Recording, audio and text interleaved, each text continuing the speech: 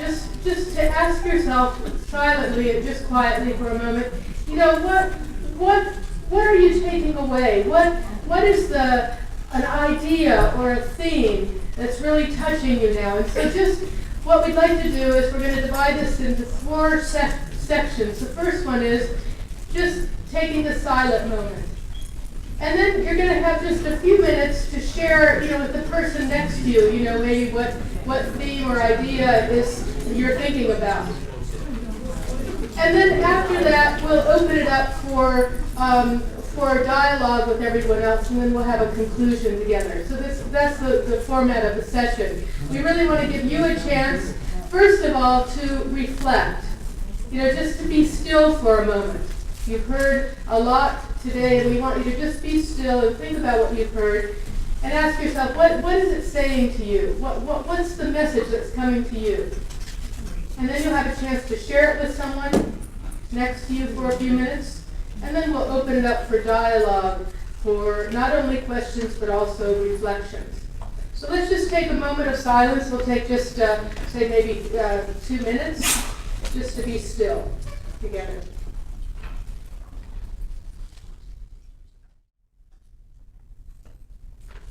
And now I'd like to just invite you to maybe in a sort of a low voice, so that we don't turn this into chaos, just simply share with the person next to you maybe one idea that you have. We're going to do this for about 5 minutes, okay? And then we'll open it up for everyone.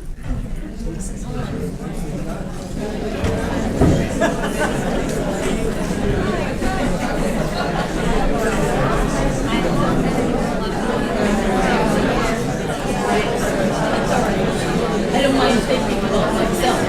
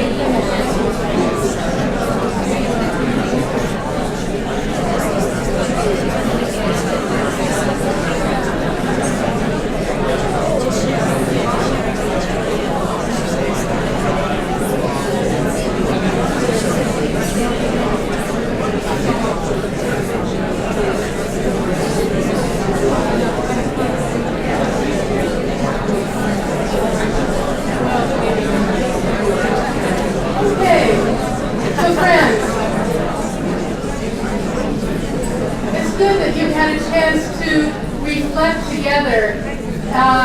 And now what I'd like to do is invite you to either share with everyone here either a comment or a question. And the only rule is this, I mean, you talked about rules yesterday, but just one little rule, to try to keep it brief if you can, because the time is short. So who would like to start? Yes. Oh, yes.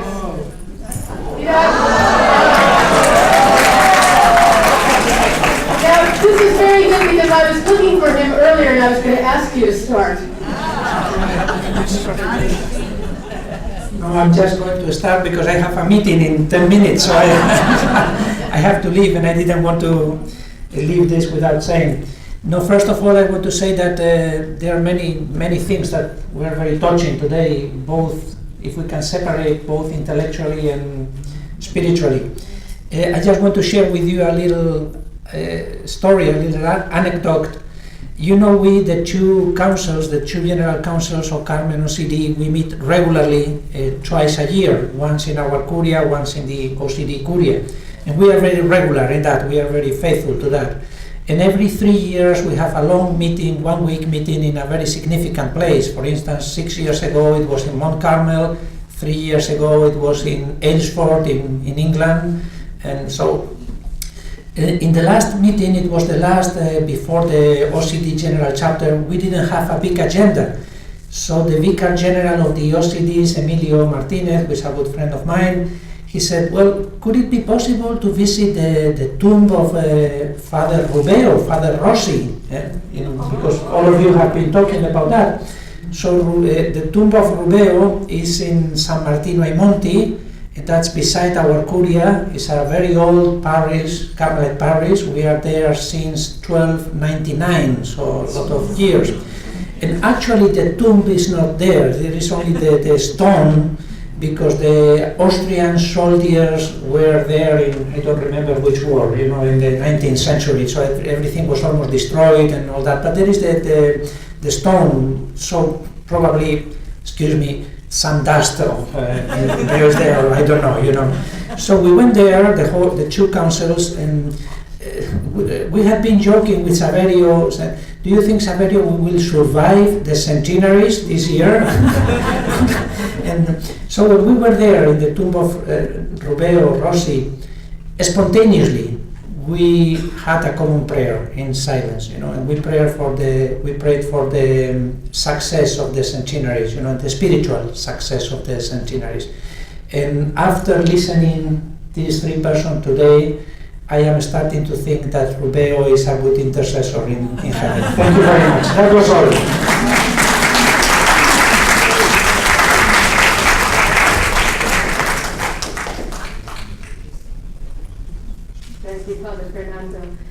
So, who would like to go next? after the prior yeah. Yes, please. I have a question for Father Brian. Yeah, great.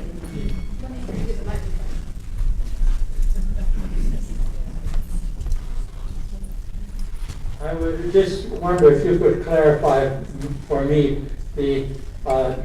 what St. Ignatius means by a contemplative prayer, or to contemplate, and how St. Teresa uses contemplation, which is a supernatural gift, and she always makes that distinction, but Ignatius seems to just use it in a term that anybody can do this. So could you explain something about the difference of Ignatius's use of the term contemplar and Teresa's? Right. Is this working? No. Is this supposed to be on? Turn the switch on. The switch.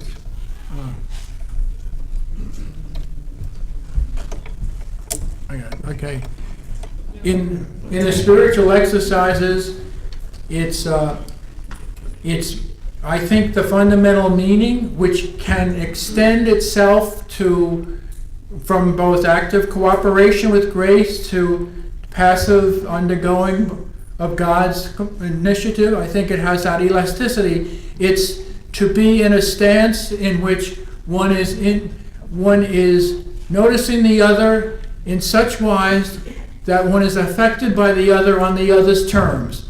So that can be being with Jesus in a gospel scene and spontaneously entering into the dynamic and letting Jesus speak and address the person or whatever Jesus chooses to do, and you're under the influence of Jesus.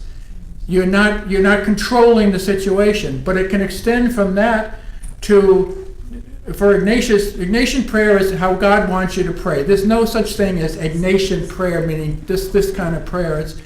It's openness to how God wants to relate to us, and contempla in that sense can be passive receptivity to God, with God's initiative being what's overwhelming. But it begins very modestly with, when I'm teaching spiritual direction in class with direction, one of the hardest things people who want to become spiritual directors is to learn to contemplate anything. I mean, our culture doesn't encourage it. And so I have people spend 4 10-minute periods a week, the students, with a photograph or a flower or the tree outside the window, and contemplate it. Don't do associative thinking. Don't do reflection. More and more let the details of what you're watching touch you and influence you. And they find that really hard. Now these are people who are going to invite other people to contemplate. Now this is not infused contemplation. This is a cooperative, active thing, but it's the beginning of something that completely, obviously can deepen to where one is simply letting God have all the lead. So it's a very elastic term, in other words. My simple answer, very long-winded answer, is it's an elastic term in Ignatius.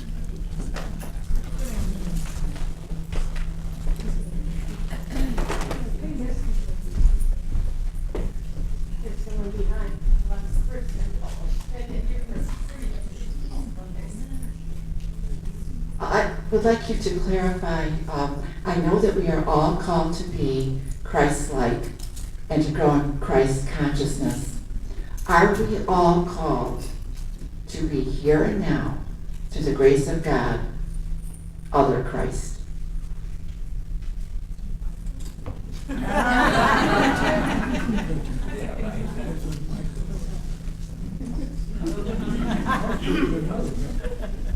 He doesn't know the answer.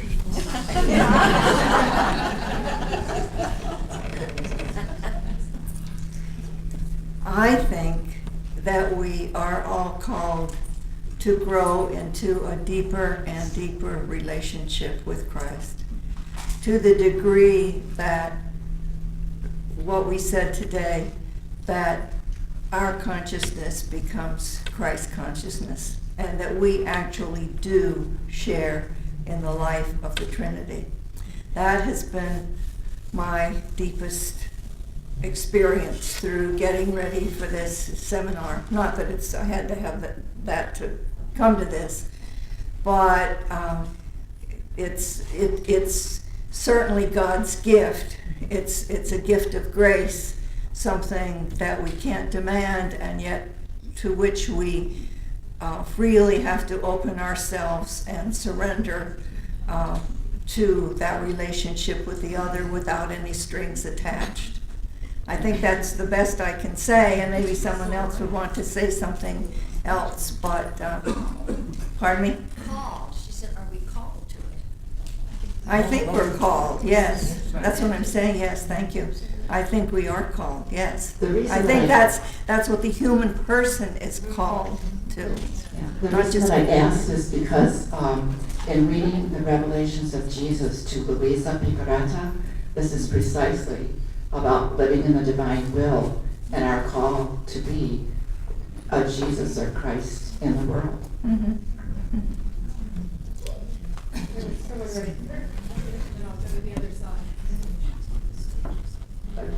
Sister, you spoke this morning about embodied prayer.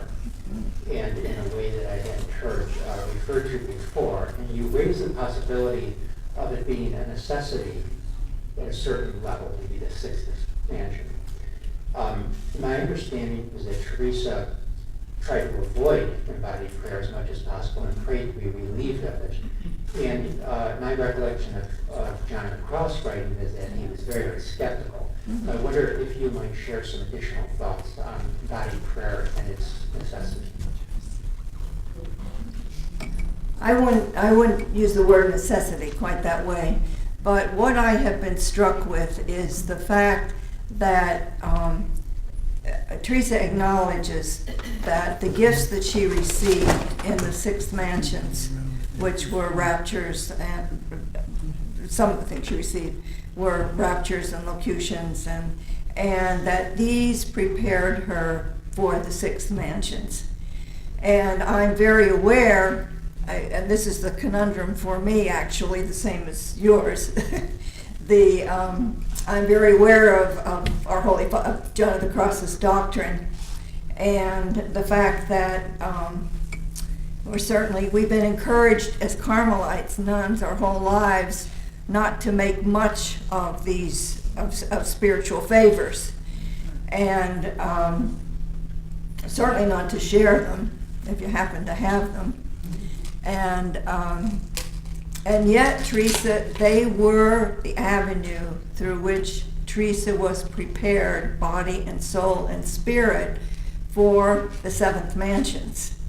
And as I said, I know John of the Cross says any grace we receive like that does its work. We don't have to worry whether it's from God, whether it's not from God. We pass on, and it does its work at the time.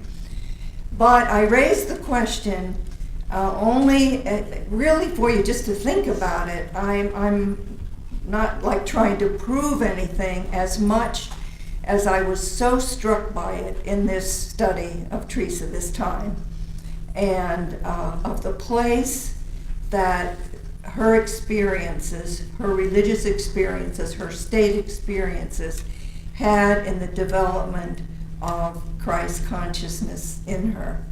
And so, living in a time where we talk about fields of energy, there are all sorts of things that we're aware of today that we were not aware of in the past. And I just keep asking myself what this really means. And I'd really be happy for some other reflections on this from some of you who could reflect on it. I really would.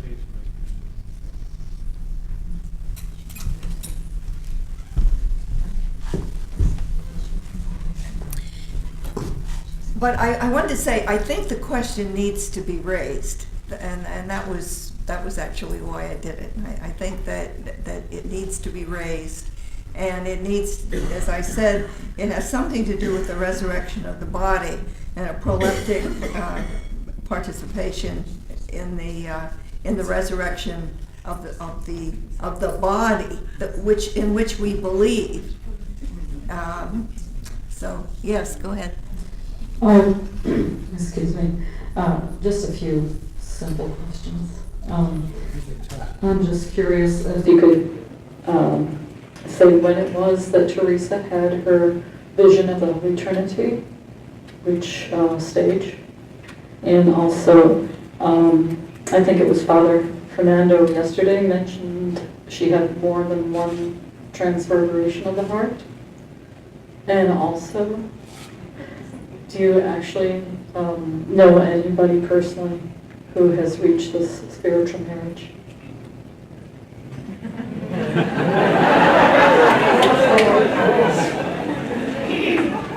We'll put a sign at the door as you go out if you've experienced it, Jack.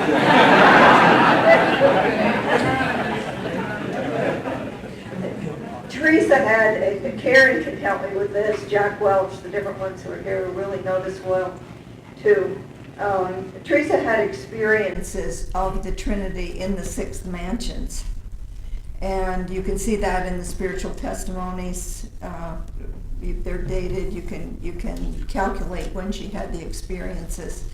And it really became a stage of development in the seventh mansions, I believe. But she did have experiences before in the sixth mansions. And principally you can find them in the spiritual testimonies, but also in the life and in the castle, I think one thing that I didn't say, which I find very interesting, even though Teresa had had these experiences of the Trinity, when she tells about the spiritual marriage, she's given the spiritual marriage in an experience of Christ in the seventh mansions, where Christ says, my honor will be your honor and yours will be mine. And so I think that, to me, it's very interesting that she never moves away from Christ, even in the experience of the Trinity, which is why we're saying some of the things that we are. What was the other thing? Transverberation. The transverberation. More than one. Yeah, she says that. She says that. Yeah, they, can some of you help me, Karen? Yeah, she had it more than once. Mm-hmm. Twice or more than one? Just She doesn't say how many times. yeah, she just, She that's had it. it more than once. Yeah. And John of the Cross writes about it too. Yeah. I can't answer the other one very well. I would like to believe that there are people who do experience, who do grow into that kind of communion with Christ and with the Trinity, and grow to that kind of Christ consciousness. But I think the thing that I am most intent on in this is that we believe we're called to it and believe that it's possible, and that we commit ourselves to that kind of intimacy with Christ. And I think it is striking that Teresa never leaves Christ after her sort of mistake there, and that he remains essential to her life in God. Now ask him a question, or ask her.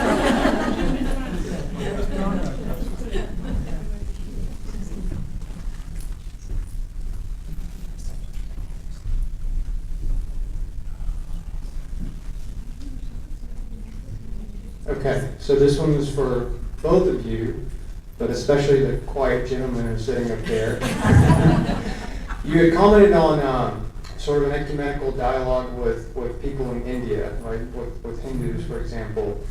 How would each of you call upon your spirituality, right? Carmelite and Jesuit Ignatian spirituality, to open up a dialogue, a real heartfelt dialogue if you came across, let's say, a Muslim or a Hindu, and what common ground would you start with in starting to converse with them?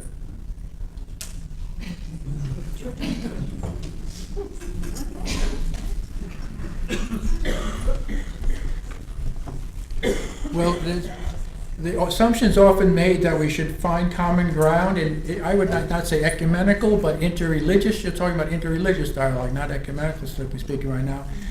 And actually, I think the differences are what are really interesting. You know, I agree with Rowan Williams that that's really the future of the relationship of the world religions, is exploring profoundly the differences. The trouble with similarities is you get to a commonality that nobody can own as their own. It's such a vanilla something, you know. You really have to be careful. As soon as you use words, you're in a tradition, you know. And Ken Wilber makes a wonderful point. No matter how deeply you enter into mystical union with the ultimate, no matter how profound, no matter how non-dual it is, that's his ultimate word, non-dual, you're in your own tradition. You never get to a beyond traditions union of mystics. I mean, I think he's making a very relevant point there. It's a postmodern point. It's postmodernity there making the point. So I would say, I mean, frankly, I have not done this, so you're asking me to speculate, because it's not, I think I'd rather, if someone in here experientially did it, I'd like them to answer your question. It's an experiential question. And would you like to speak? That would be great. Great. Can I? She's bringing it. Okay. We got two of these. Oh, then this one.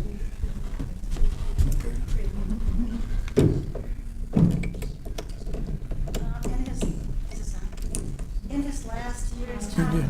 Turn around. You got to really address the whole.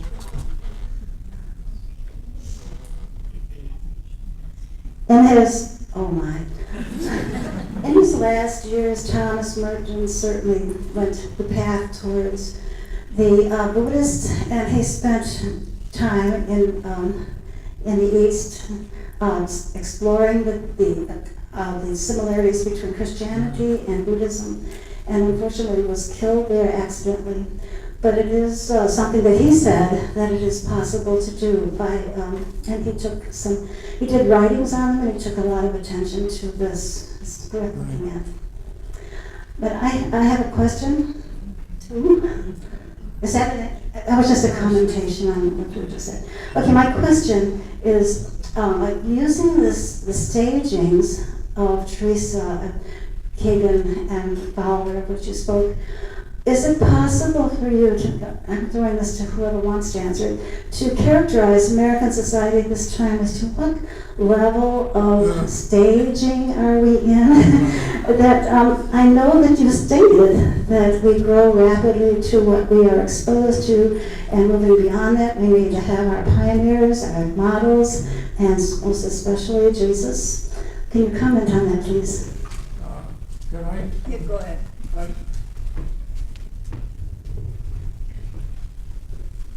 Robert Keegan teaches at the Graduate School of Education at Harvard University, and the two books that are relevant here is The Evolution of the Self, which goes from the infant to the adult in various stages, and then more interesting even the In Over Our Heads.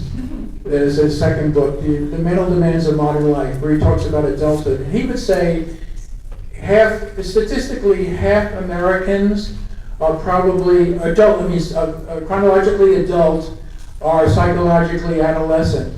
They're getting their identity from outside themselves, and they're fairly digital, black, white in their thinking. They need support and challenge to develop more complexified consciousness. I mean, this whole thing of clash of consciousness is extremely important. We are ISIS and fundamentalist Islam is tribal, ethnocentric, warrior levels of consciousness, and they're terrified by modernity. Forget post-modernity.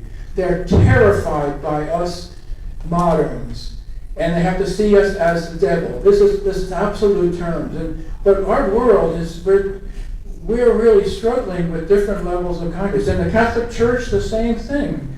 The polarizations in the church, part of it is explained by people being at different levels of consciousness. The classical frame of mind and the historical frame of mind are clashing in every issue. So every issue we have. And the people who are in classical think historical are traitors. The traitors understand the classical because they used to be in the classical position. Cardinal Bernardin is a great example of that evolution of consciousness.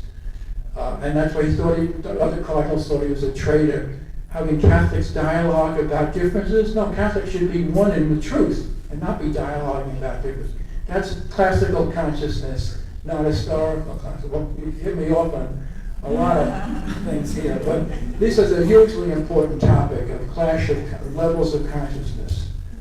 Not different theologies, not different ideas. How much reality can my mind hold? And how much paradox can my mind hold? Or does it exclude paradox? Or makes clarity and certitude the ultimate? Certitude's good, but it's overrated by a lot of people. So really, in terms of an absolute, the most important things in life, like marrying someone and agreeing to spend a life with them, or getting involved with God, involves a lot of unclarity, a lot of uncertainty. You have to do surrendering and negotiating. Already is great in mathematics, but boy, when you move out of there, you've got some, but not And that's an age thing for some people, you gotta get certitude, but then you have to sit more lightly to the need for certitude the older you get.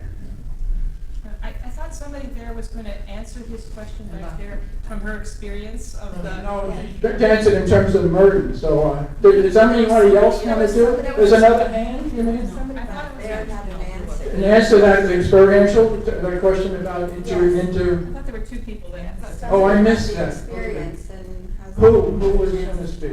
I'm a third. Who was that? Who wanted to address that? I didn't know there was a. Okay, sorry, the chicken. I wouldn't speak to that, but I was a third one. No, okay, fine. I'm first. I wonder, in terms of witness literature, if we can be exposed to people living the mystery that might yield something. And I'm thinking of the Trappists in Algeria. Not only the film, but the journals have come out now, Testimony to Hope, and I forget what the other one is. And they talk about how they came to feel one with Islam and one with the Algerian people. And I think something from witness literature can help us get a clue if someone comes to us from another tradition.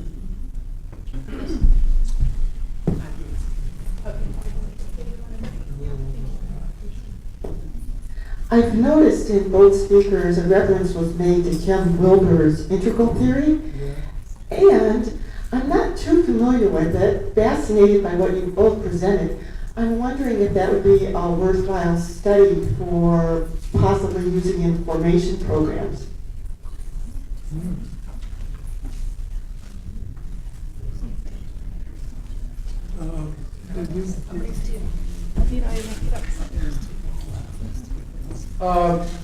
I think it's better if the formator internalize some of it and use it.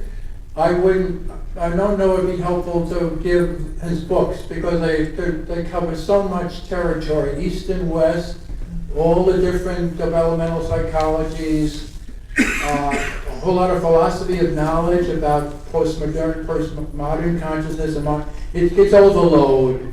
But I mean, there are certain aspects that are really, because about formation is education. It's about supporting people enough so you can challenge them to new growth. And the growth is, in one way of putting it, is expansion of consciousness, of open, on all levels, of loving and knowing primarily, affective development. But I would say he's doing the meta theory. He's taking all the theories and all the books and organizing them. He has a completely architectonic mind. It's all diagrams and it's all lines of development, how everyone is written on value development or cognitive development, how they all line up. That's too much for someone in formation. But it's good. Some of his insights, we've only used some, we're critical of some of his stuff, but some of his insights are very in terms of development consciousness, I think are relevant. But it's more to be operating, sensing where people are and interpreting them in terms of where they are in their level of consciousness and working, appreciating. It's not good or bad, appreciating where they are, but each of us is at a certain place and what's our next stage of growth. Each of us has that challenge. Okay, we have time for one more question maybe. So, okay, yes.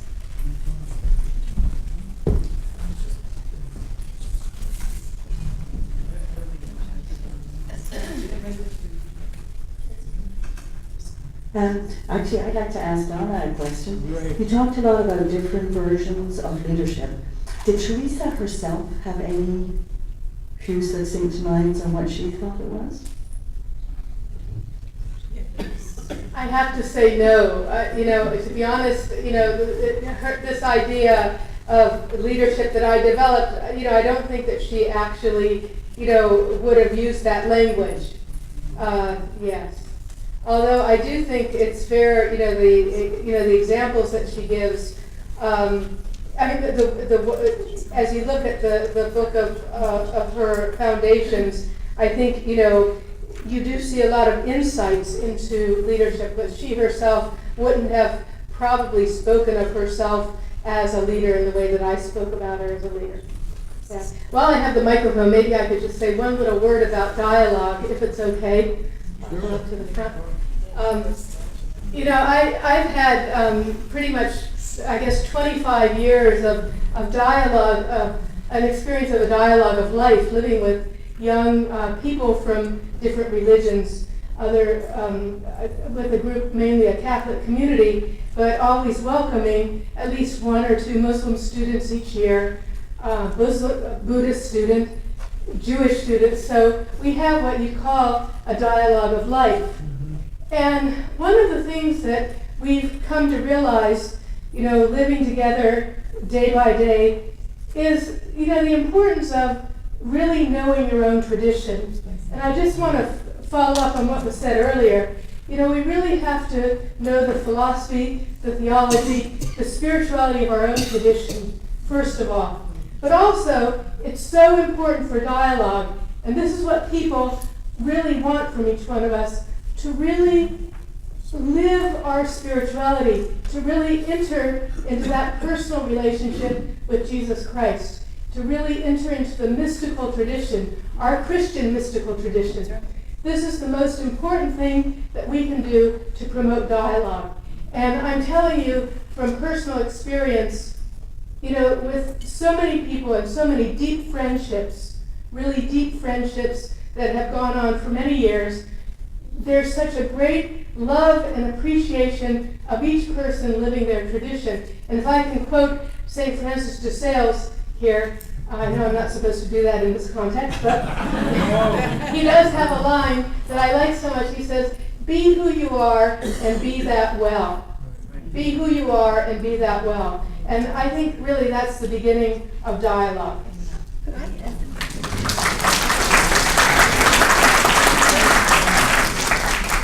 Actually, I was dying to say something about that too. I was going to let it go, but now you encourage me.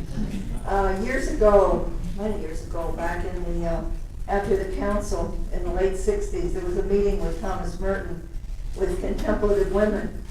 And when we met with Merton, the one thing he said to us was this: know your own tradition. Study your own tradition. And at that time, this is actually a personal experience, I was a young person and I was working in formation, and I was trying to teach philosophy, and I was trying to teach psychology, and I was trying to teach theology, and all these things. And it so struck me, that experience with Merton, know your own tradition, that I actually, it was what, I had always done this, but it was what turned me to really, really concentrating on Teresa and John of the Cross. And years ago when I was flying to Asia, to the Philippines, to share with the Carmels there on Teresa and John of the Cross, flying over the Pacific, it came to me, I would not be going to the Philippines unless I had concentrated on Teresa and John of the Cross. So it's just a verification, I think, of what you're saying, and something really important for us Carmelites and for us nuns.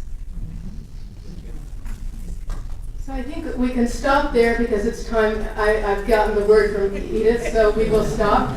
So thank you all very much. And the next appointment is to pray together, to be together at Mass. So at 4:30.